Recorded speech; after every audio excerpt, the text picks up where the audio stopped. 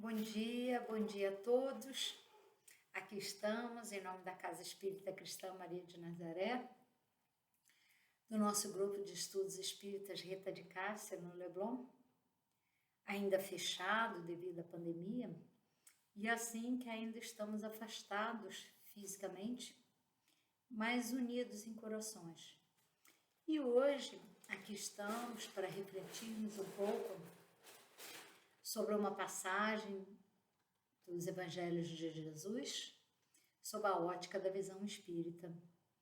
Ao darmos início a esse nosso encontro, queremos pedir a você que possamos unir nossos pensamentos, nosso coração, em torno do querido Mestre, imaginando o presente aqui entre nós e assim elevarmos nossos pensamentos, nossos corações até Ele, em agradecimento à possibilidade desse encontro, no qual aurimos forças através de suas vibrações, no qual nos alimentamos espiritualmente, no qual ampliamos nossos entendimentos, buscando aprender com aquele que é mestre dos mestres, aprender do seu amor, da sua paz, da sua fé, da sua perfeita comunhão com o Pai. E assim te pedimos, Jesus, abençoa a nossa reunião, que ela possa transcorrer na sua paz, na sua luz. Que assim seja, graças a Deus. O tema da nossa reunião dessa manhã é do livro O Evangelho segundo o Espiritismo, capítulo 12, intitulado Amai os vossos inimigos, itens 7 e 8, que tratam do ensinamento do Mestre Jesus no Sermão da Montanha, contido no Evangelho de Lucas, no capítulo 6, versículo 29, e no Evangelho de Mateus, capítulo 5, versículos 38 a 42. Eu vou ler a passagem para vocês. Diz assim: aprendeste o que foi dito, olho por olho, dente por dente. Eu, porém, vos digo que não resistai ao mal que vos queiram fazer. Mas se alguém vos bater na face direita, apresentai-lhe também a outra. Se alguém quer entrar em litígio contra vós para tomar a vossa túnica, entregai-lhe também a capa. E se alguém quer vos obrigar a dar 1000 passos com ele, dai ainda mais 2000. Dai àquele que vos pede, e não volteis as costas a quem vos quer pedir emprestado. Essa passagem está em Mateus, versículo 38 a 42, como falamos. Para entender essas palavras de Jesus, nós precisamos levar em consideração o contexto e com quem ele estava falando logo antes dessa, que é onde Jesus se referia a essa passagem. Jesus menciona aqueles com quem ele estava falando um trecho que eles já conheciam das Sagradas Escrituras. E ele diz: ouviste que se disse, olho por olho e dente por dente. Era a regra do olho por olho, que não permitia que as pessoas fizessem justiça com as suas próprias mãos. Em vez disso, haviam juízes que deveriam estudar e tentar resolver aquele litígio e que devendo aplicar uma punição apropriada, que não fosse nem muito dura, nem muito leve. Porque essa regra servia também para impedir que uma pessoa prejudicasse a outra de propósito ou planejasse fazer isso. Então, essa lei dizia que os outros, eles achavam que os outros, aqueles que vissem a justiça de Deus, entre aspas, sendo feita, ficariam receosos, ficariam com medo e não fariam uma maldade equivalente como aquela no seu meio. E aí vem Jesus e nos diz: não resistai ao que vos fizer mal, mas se alguém lhe ferir na face direita, oferece-lhe também a outra, que é equivalente a dizer: se lhe atirarem uma pedra, ofereça uma flor. É, em suma, mudar a paisagem, é agir positivamente perante uma ação negativa. E Jesus buscava nos ensinar que devemos mudar o curso do mal, que não devemos responder o mal com o mal, mas sim oferecer sempre o bem em troca, que devemos agir sempre no bem, que a nossa conduta deve ser modulada pelo bem. Apesar de que possam nos fazer mal, nós devemos retribuir com o bem. E a tia Vera dizia isso muito bem. Ela dizia que nós devemos ser sempre a estação terminal do mal. E aí eu me lembrei de uma história que denominava a corrente do ódio, que talvez alguns de vocês já até a conheçam, mas é sempre bom falar de uma corrente que nunca se acaba, porque apesar de nós sabermos como ela acontece, termos conhecimento de como se passa dentro de nós, na hora parece que nós esquecemos de quebrar essa corrente e ficamos ali alimentando o ódio, a raiva, a mágoa. Ficamos quase com uma ideia fixa, uma monoideia, né? Fica aquela mágoa, o nosso ego reclama, né? Nós, pessoas tão especiais, tão maravilhosas, como que vamos receber uma afronta? E o nosso ego fica ali, nós ficamos alimentando aquela mágoa, aquele dissabor, aquela injustiça que nós consideramos como injustiça, nós ficamos com aquela mágoa, aquela raiva, e às vezes chega mesmo a ódio, né?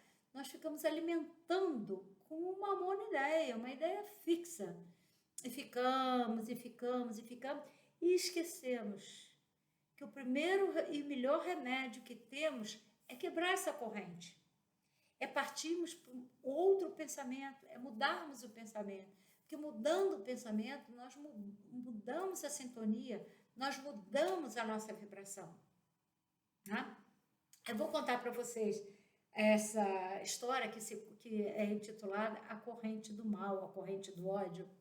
E diz assim: o dono de uma empresa, uma certa manhã, estava muito nervoso, muito irritado. E numa reunião com o seu diretor, ele gritou feio com o seu diretor.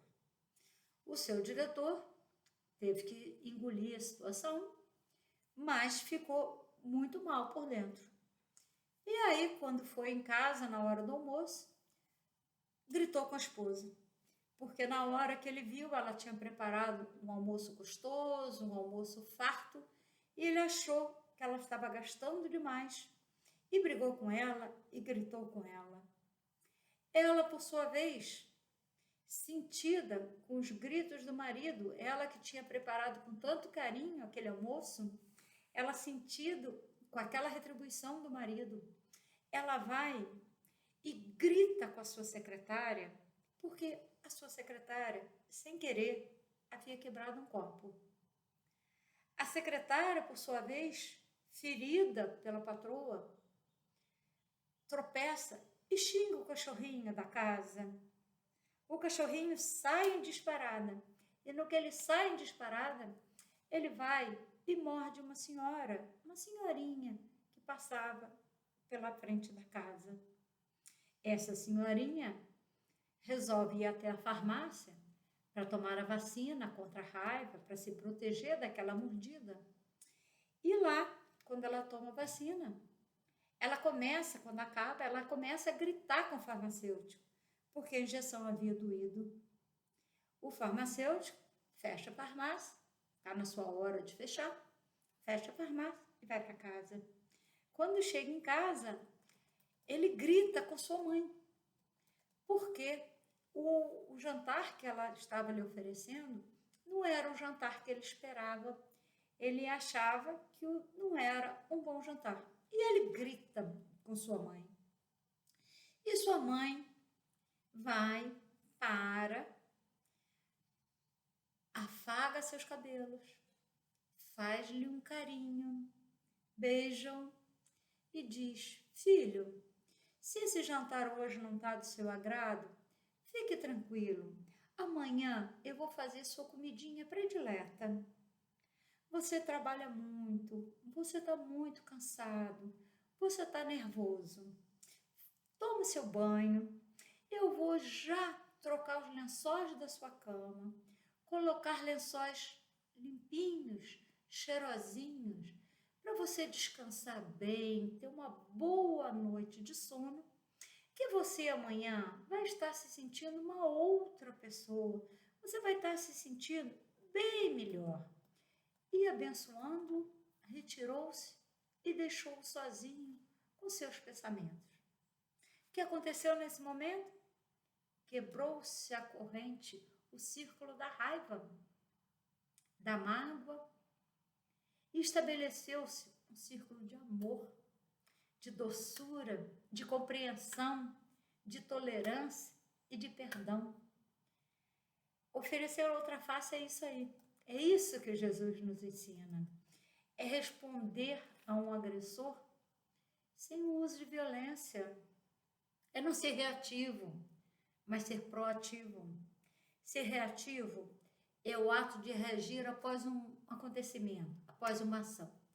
É ter uma reação. Nós fazemos, na maioria das vezes, no automático. Bateu, valeu, né? Deixamos emoções e comportamentos que já estão sedimentados dentro de nós, nos dominar, falar por nós. E respondemos automaticamente, sem refletir. É o famoso bateu, levou. Jesus não. Jesus veio nos dar o exemplo da conduta proativa.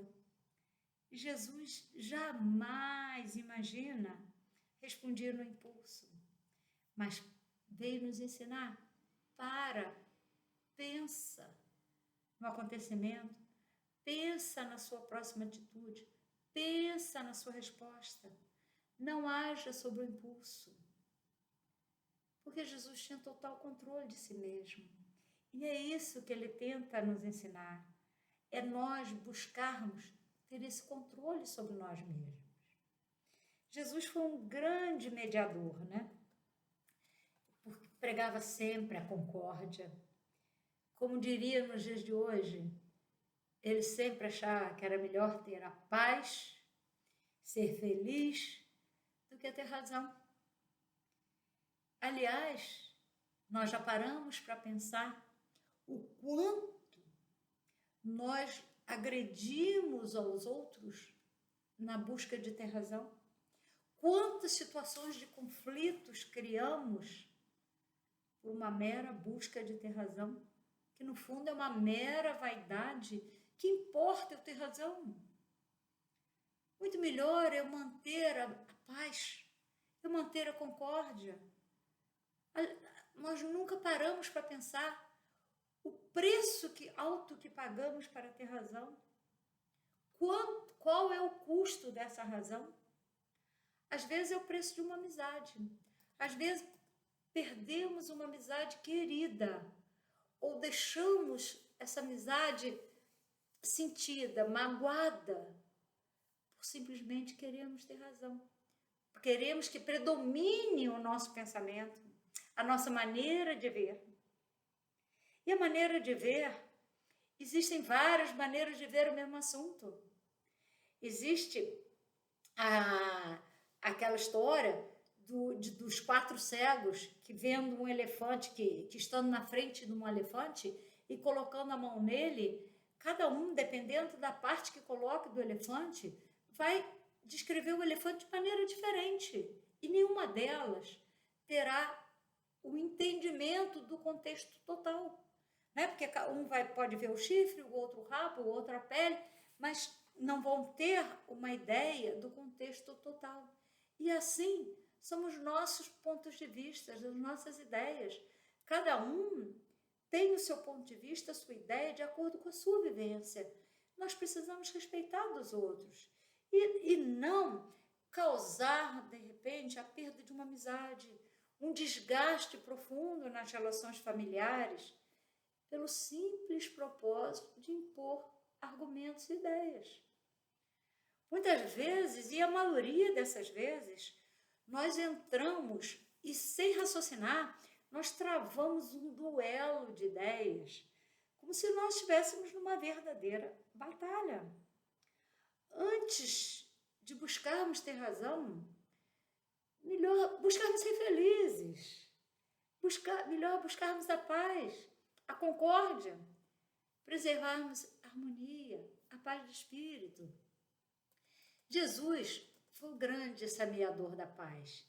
Ele vivia em plena concordância com a sua pregação, nos ensinando que não é a crença que abraçamos que importa, não é o discurso, mas o que realmente vale é a conduta. Né? Não é nós abrirmos a boca para dizermos, somos espíritas. Não. O que importa é a transformação que faço dentro de mim. É o esforço que faço na minha transformação moral. Esse é que vai me mostrar se sou realmente espírita. É essa transformação moral que vai realmente valorizar ou que vai realmente dar sentido à minha crença. Né? Porque não é o discurso, é a conduta que vale. Há que ter uma coerência entre o discurso e a prática. Aqueles que no mundo nos deixaram grandes exemplos não foram os que foram grandes pregadores, mas sim aqueles que deixaram exemplo na prática, ou seja, vivenciaram o Evangelho. O maior e primeiro exemplo deles é Jesus, né? Que não temos como trazer um exemplo, porque toda a sua vida foi exemplo. Mas nós temos, por exemplo, um Francisco de Assis, que entendeu tão perfeitamente essas palavras de Jesus, dar a outra face, que eternizou para nós a sua oração, onde ele diz, né? Onde houver ódio, que eu leve o amor. Onde houver ofensa, que eu leve o perdão. Onde houver discórdia, que eu leve união. E assim ele prossegue, mostrando-nos o seu perfeito entendimento de mudar o curso da situação, de mudar o curso do sentimento, de mudar o curso do pensamento, né? Dando a outra face. Nós temos também o nosso Chico. Chico nasceu numa família bem humilde. Ele tinha 8 irmãos. E quando ele tinha mais ou menos 5 anos, sua mãe faleceu. E aí seu pai não tinha como educar e cuidar daqueles 8 filhos. Então, o seu pai distribuiu os filhos entre familiares e amigos. E Chico foi viver com sua madrinha, que logo se mostrou uma pessoa muito nervosa, muito irritada, talvez de má índole mesmo. E ela fazia muitas maldades com Chico, que não cabe aqui nós mencionarmos, mas inúmeras maldades com uma criança tão pequena. E Chico chorava. Quando ela fazia essas maldades, Chico ia para o quintal e chorava. Na maioria dessas vezes, sua mãe lhe aparecia. Chico tinha visões desde muito criança, desde muito cedo. A sua mediunidade havia despontado. E a mãe dele lhe aparecia e dizia para ele: Chico, paciência, não se revolte contra essa situação. Eu vou estar sempre aqui para lhe dar forças, lhe ajudar. Eu vou estar sempre do seu lado. E assim foi, até que o pai do Chico se casa novamente. E aí, essa madrasta foi muito boa para com eles e fez questão de resgatar todos os filhos e todos foram viver de novo com o pai e com a madrasta. E ela foi muito boa para eles, né? Mas Chico passou esse mau pedaço junto com a família, que de repente, junto com a madrasta, que de repente já era, tudo na vida tem uma razão de ser, já era uma preparação de resignação, de paciência, eram todos os ensinamentos que ele precisaria para depois, mais tarde, poder levar a cabo a sua missão, né? E nós temos outros exemplos também, Irmã Dulce, Madre Teresa, enfim, várias pessoas encarnadas aqui na Terra. Então, eu trouxe esses exemplos para lembrarmos que é possível a você e a mim dar a outra face. Nós já ouvimos vários casos também de pessoas comuns como eu e você, que tiveram atitudes assim maravilhosas, de exemplificação mesmo do Evangelho, de dar a outra face. Nós já ouvimos várias histórias de pais e mães que perdoaram os assassinos de seus filhos. Pessoas que, tendo-lhes causado a dor máxima, que é a retirar a vida de um filho querido, e essas pessoas encontraram forças em si para vencer essa dor, vencer esse antagonismo e se dedicarem, procurar aquelas pessoas para que com isso elas pudessem diminuir a sua própria dor, né? Há um caso de uma senhora que foi ler na prisão para o assassino de seu filho.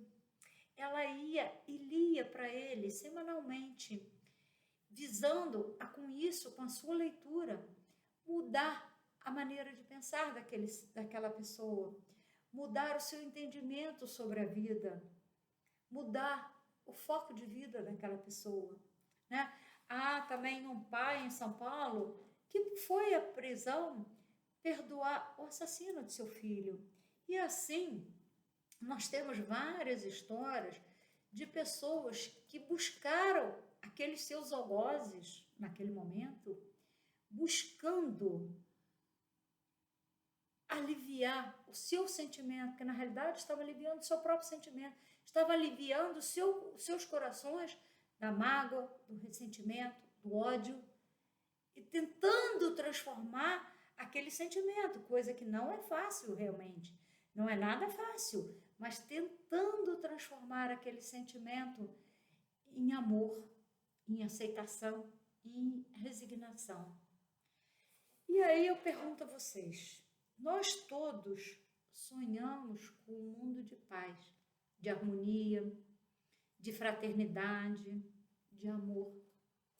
Será que nós estamos fazendo alguma coisa em prol desse sonho? Ou só sonhamos? Será que fazemos alguma coisa para que esse sonho se realize? Porque o mundo só vai mudar a partir do momento que eu me modificar. E a gente precisa começar a construir novos valores no nosso dia a dia. Coisas simples que nos passam despercebidamente. Quantas vezes que nós magoamos, ferimos o outro por não esperarmos a hora certa de lhe dizer as coisas? Quantas vezes esperamos a hora certa de falar, mas não a maneira adequada de falar? Quantas vezes somos ásperos no falar, enquanto poderíamos falar a mesma coisa, mas com doçura? Cairia muito melhor aos ouvidos do outro. Sempre a doçura, o amor, cala fundo no coração. Enquanto que a irritação, a aspereza nos afasta do outro. Cria uma barreira e o outro não vai nos ouvir, ou simplesmente vai ficar magoado.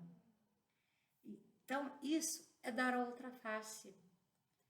Nos magoamos também, muito facilmente, por esperarmos que o outro seja a nossa cópia.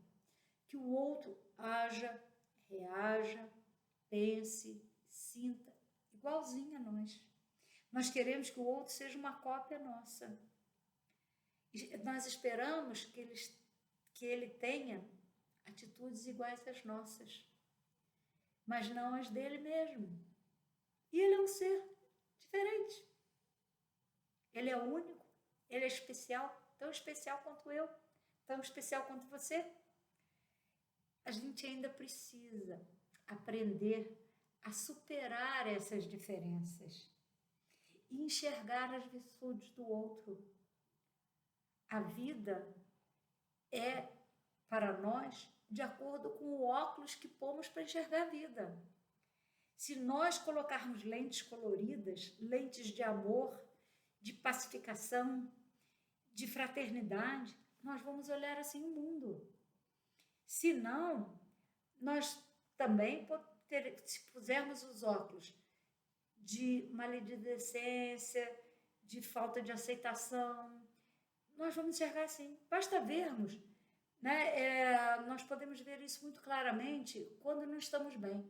Quando não estamos bem, tudo à nossa volta fica mal. As pessoas ficam mal, parece que a gente não as aceita, parece que todas as situações são desagradáveis, porque nós estamos mal.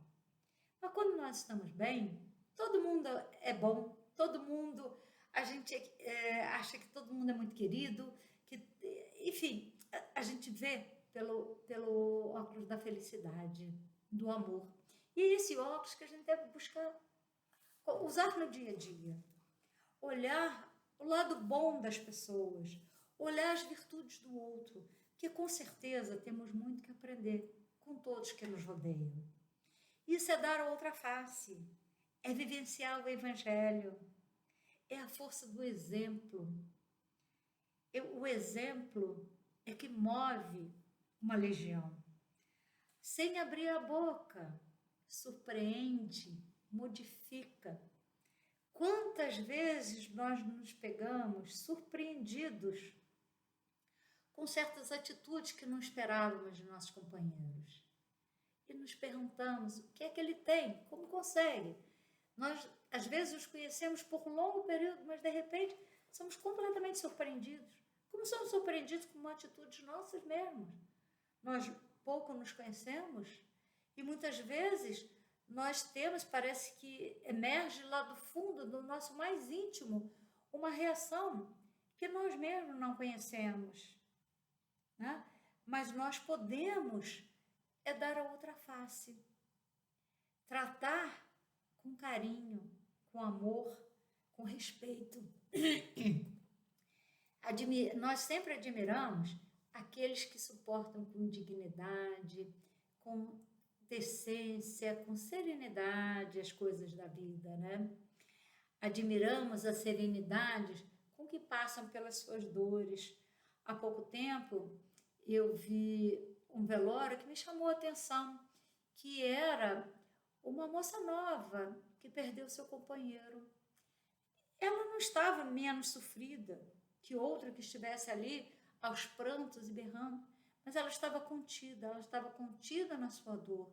Ela estava passando aquele processo de sofrimento, do seu imenso sofrimento, com muita resignação, com fé, né? Ela estava dando seu exemplo do Evangelho, ela estava dando seu exemplo de fé, de aceitação, de resignação. E a gente sempre admira, essas pessoas nos tocam profundamente, né? Por essa sua construção interior, uma construção dessa postura diferente, dessa postura de paz, de serenidade. Nós que vivemos no mundo com tanta turbulência, quando nós vemos uma pessoa que age com serenidade perante ao caos, no meio do caos, aquela pessoa age com completa serenidade. Isso nos toca profundamente. Nos dá o exemplo do Evangelho. Isso é dar a outra face. É a construção, é a verdadeira construção interior do reino de Deus. E isso também é possível a você e a mim.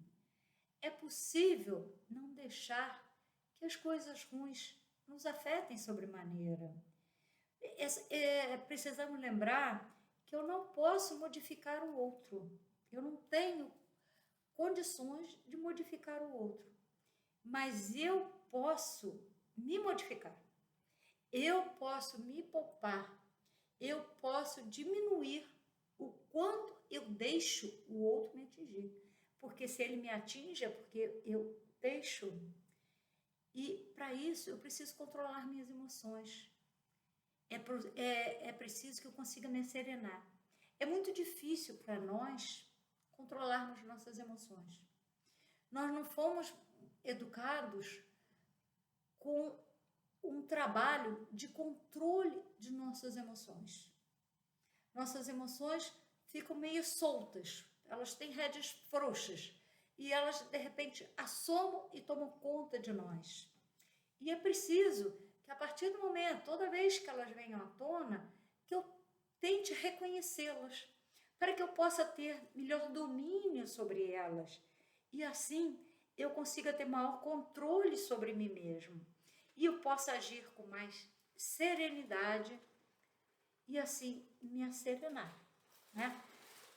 Porque na vida nós vamos encontrar situações difíceis, nós vamos encontrar pessoas difíceis, que na verdade são degraus para a minha evolução, são degraus para o meu aprendizado, são ensinamentos para o meu aprendizado, para que eu aprenda a lidar com essas pessoas. Há pessoas mal-humoradas, há pessoas azedas, pessoas que ainda buscam prejudicar os outros. Mas a partir do momento que eu entender que o mal é delas, o mal não é meu, o mal está no coração delas, é delas. E eu não vou comprar aquele mal e levar para casa embrulhado na mágoa. É dela. Eu não vou morder essa isca. Com esse entendimento, a partir do momento que eu consigo entender, eu consigo limitar o poder dela e me atingir. No mundo, esse que a gente vive, que é tão individualista, tão de nós buscarmos competitividade, né? Um mundo tão competitivo como nós vivemos, dar outra face é uma construção cotidiana e nada fácil, porque eu vou abrir mão do meu ego. Na maioria das vezes eu vou abrir mão do meu ego e vou simplesmente deixar que aquela situação passe. São simples gestos do cotidiano. Eu dar outra face é dar um mundo diferente ao mundo comum dos homens.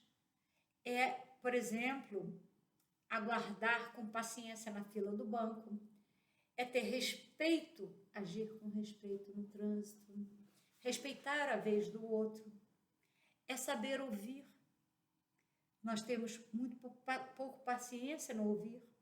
Nós queremos falar, nós queremos dar as nossas ideias, mostrar, muitas vezes até impor mesmo as nossas ideias, mas nós não queremos ouvir. É preciso saber ouvir. É dar um sorriso, fazer um elogio, um pequeno elogio, pode mudar o dia de uma pessoa.